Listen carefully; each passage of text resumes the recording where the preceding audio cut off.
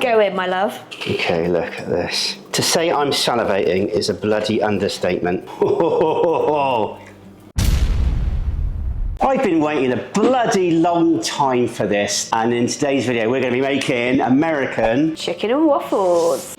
Now I know what you're thinking, David, that's some very, very nice merchandise you're wearing. We have now introduced a V-neck with the American and British flag. Unfortunately, they couldn't put the arms on. Don't skip, we do have 10% off just for you, and the discount code is 4TH, as in 4th of July. Right, enough of my peddling. Okay, in here we've got some kosher salt, smoked paprika, garlic powder, and some onion powder. I'm gonna give it a little mix up. As always, we will link today's recipe down in the description, so if you wanna follow it along, you can do so.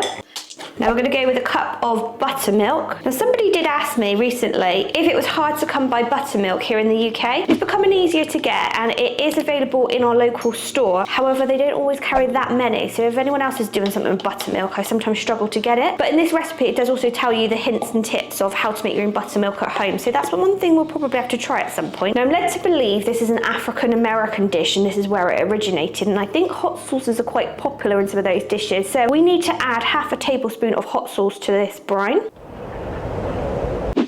You'll find chicken and waffles in a lot of the states in the USA. So it's not necessarily a regional thing, but let us know where you're from. And if chicken and waffles is often on the menu in places where you eat. That Nashville hot fried chicken that you love so much. That's one of the best fried chicken I think I've ever had. Yeah, that was beautiful. That was one of the things that you could get in Hattie B's or Prince's. And in Hattie B's, they also have chicken and waffles. So I'm hoping it's going to be like that Nashville hot chicken because that was delicious. That marinade is looking and smelling bloody lovely. We're using skinless and boneless chicken thighs. I'd imagine you wouldn't want anything with a bone for chicken and waffles because obviously that's going to ruin your experience of trying to cut it and eat it. So we're going with this because that follows the recipe today, but it says you could use chicken breasts as well, but thighs are quite tasty, aren't they? Yeah. It says 4 thighs, but I'm just going to chuck them all in because I think you'll eat it anyway. Yeah, definitely. The thighs are always, am I right in saying, a bit more fatty? And there's always seems to be a bit more sort of tasty. I think it's the darker meat, isn't it? I think on the breast you get the like whiter meat. Sometimes on the thigh you get the darker meat, which is a lot tastier. Make sure they're all covered. That looks amazing. I wouldn't eat it yet. Okay, I'm just going to cover this and leave it into the refrigerator for about an hour or for as long as we can possibly wait. We're not putting them in the fryer yet? No, not in the fryer yet. We still have to do a coating as well. Well, okay. We'll see you in an hour. Okay, so it's fryer time. I've got a deep fat fryer doing its thing, raising the temperature up to about 320 degrees Fahrenheit. We've got our dredge or coating here, which consists of flour, cornstarch, baking powder, garlic powder, onion powder, salt, and now we need to add 1 teaspoon of cracked black pepper. We're gonna have to eyeball this one.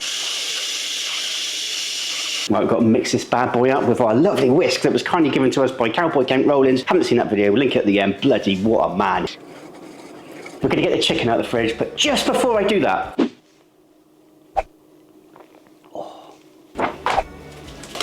now we're going to dredge these absolutely amazing pieces of chicken. I know you can't smell it. You know, you get that beautiful smell of the oil is coming up to temperature, so I'm getting nice whiffs of the oil. I'm getting whiffs of this amazing dredge stroke seasoning, and I'm getting lovely, lovely smells from this. This is going to be absolutely epic, and we've not even started the waffles yet. Right, calm down.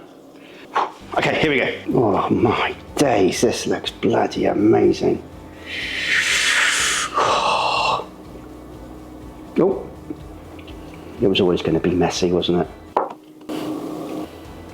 In case you haven't noticed, we're not actually trained chefs or anything like that. We're not trying to tell you how to do these things. We are following recipes. We love America. We love American food. And if that sounds good and you enjoy that kind of material, please subscribe, hit the notification bell, and don't forget to like the video. Now I've made a bloody mess. We're going to let these bad boys rest for 5 minutes, and then we're going to chuck them straight into the fryer. So it's been 5 minutes and it's time for the exciting part. We're going to be putting the chicken into this. We were told in a previous video to keep the lid open because the chicken can go soggy. So that's exactly what I'm going to do today. We're also going to not use the fryer basket because we were also told that sometimes the coating sticks to the basket.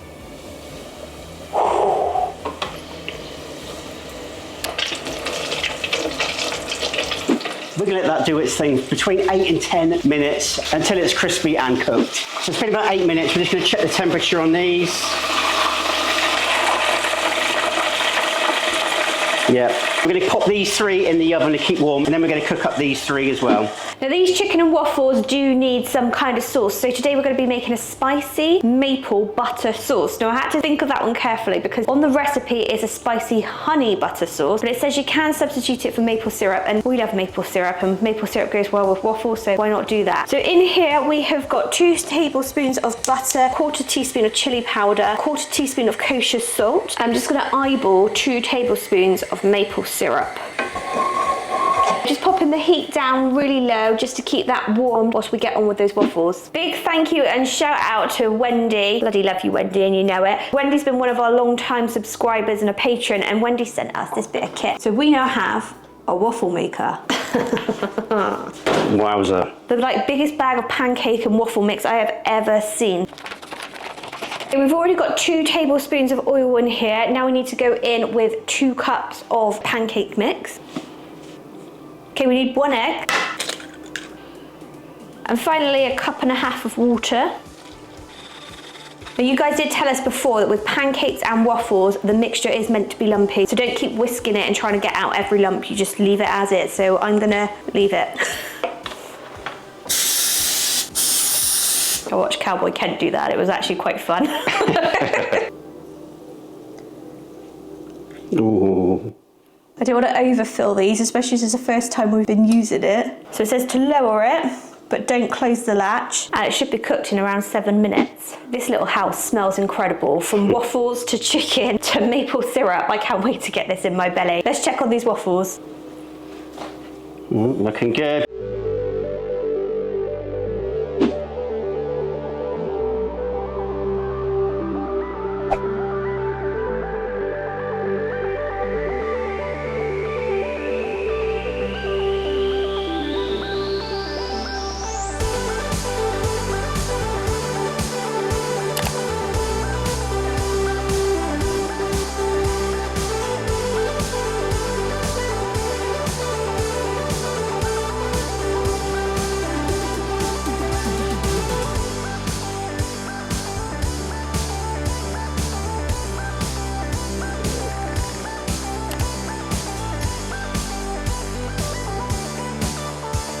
Taste test time! I'm quite excited. Yeah, I'm sorry, I'm just going to go straight in. Go on, Gonna I've go had straight some in. breakfast, so you go in, my love. Okay, look at this. To say I'm salivating is a bloody understatement. Do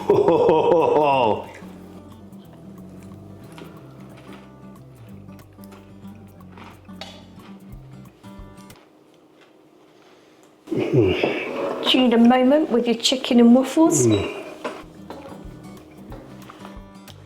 I didn't think it was going to go. Really? No. Oh, yeah. Tell me or let me taste. The coating is excellent. It's always a bit weird. We might need to get better lighting or something, but it always looks darker on camera than it does in real life. But the chicken's perfectly cooked. I love the sweetness of the drizzle you put on, combined with the waffle, just all wraps up nice. And it's like, David, have a hug. That's exactly what it is. Go on, taste some, please. This does smell incredible. Oh, that's great, isn't it? Maybe you should have done another waffle. Put it on top and eat it like a sandwich. I was debating that. We've got plenty more waffle mix and we've got some more chicken. Here goes. Oh my gosh. Wow. Okay. Just like you said, the coating is crispy. It's tasty. The waffle is sweet. The syrup is just, smells delicious and tastes delicious. The hot sauce just came through. Oh, okay. That was going to be my comment. That was the only thing I haven't had yet. The kick of the chili and the kick of the hot sauce, but I guess it builds. A tiny bit, a tiny bit. Oh. That is amazing. No, that is incredible. But I was thinking, how is this going to compare to the Nashville hot chicken? I think they're both completely different. They are. Nashville hot chicken is spicier. Definitely. And I like that spice. I mean, this tastes amazing now, but if it was spicier, I think it might give it a little bit more. But you can always add more spice, can't you? You can't take it away. So maybe we could do that next time. The thing I was going to ask, is this like a breakfast or is it like a anytime kind of thing? Because when I see waffles, I always think of waffles for breakfast. But I was thinking this was a breakfast item. I guess you wouldn't want that too spicy, would you, for breakfast?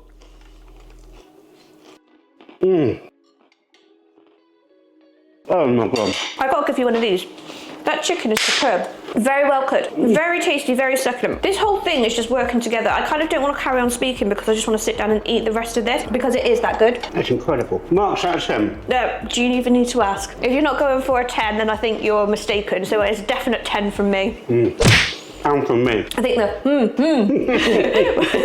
was something to go by. Like the video, all that good stuff, and all that leaves this little British family to say is... Take care. God bless. And see you all in the next video.